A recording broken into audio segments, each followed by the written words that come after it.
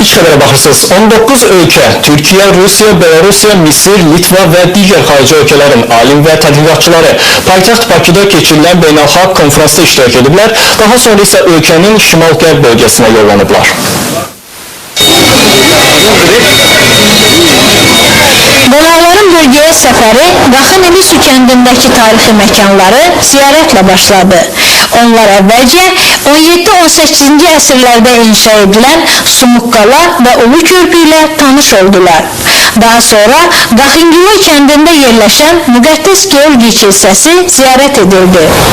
Xaricilər Qax rayonunda milli azlıqların adət-ənənələrinə hörmətlə yanaşılmasını və dini tolerantlığın yüksək səviyyədə qorunmasını müşahidə etdiklərini bildirdilər. Şəki ilə tanışlığı isə Cümə məscidi və Şərq memarlığının nadir incisi hesab olunan Şəki Xan Sarayı ilə başlandı. Almaniyalı qonaq ilk Avropa oyunlarının keçirilməsi üçün Bakının ideal seçim olduğunu vurguladı.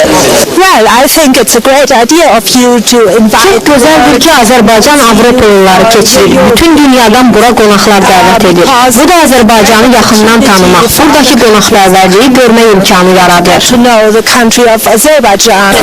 Səfər zamanı qardaşlaşmış məktəblər layihəsi çərçivəsində Qaxın Qum, Qəbələnin Nik və Zəfqalanın Əliyabad qəsəbəsindəki məktəblər arasında qardaşlaşma sazişi də imzalandı.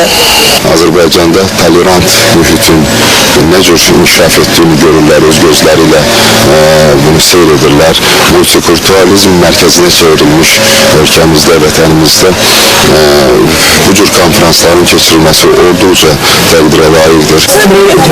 Türkiyə, Rusiya, Belarus daxil olmaqla 19 ölkədən gələn qonaqlar şimal-qərb bölgəsinə etdikləri səfərdən və burada gördüklərindən məmnun qaldıqlarını bildirdilər.